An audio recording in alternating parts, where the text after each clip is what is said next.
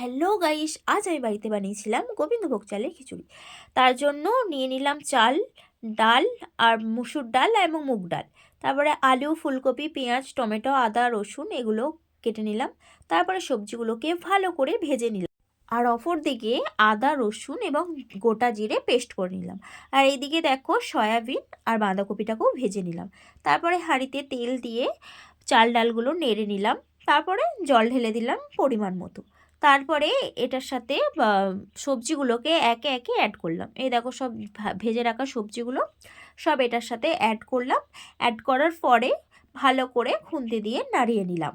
এই দেখো ভালো করে খুন্তি দিয়ে নাড়িয়ে নেওয়ার পরে এটা যখন ভালো করে ফুটে গেল, তারপরে কড়াতে তেল দিয়ে তেজপাতা দিলাম, লঙ্কা দিলাম এবং পেঁয়াজগুলো দিয়ে ভালো করে নাড়িয়ে চাড়িয়ে নিলাম। তারপরে একটু ভাজা হয়ে যাওয়ার পর তার সাথে অ্যাড করলাম চিনি এবং পরিমাণ মতো নুন। আর এদিকে হলুদ লঙ্কাটা জলের সাথে গুলে নিলাম। আর আদা, রসুন এবং জিরে বাটাটা এর সাথে অ্যাড করে ভালো করে ভেজে নিলাম।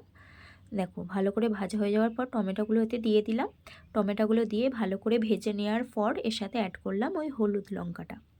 দেখো ফুটছে, ভালো করে পেস্টটা তৈরি হয়ে যাওয়ার পর আবার হাঁড়িটা চাপালাম এবং তার মধ্যে ওই পেস্টটা দিয়ে দিয়ে ভালো করে নাড়াচাড়া করলাম।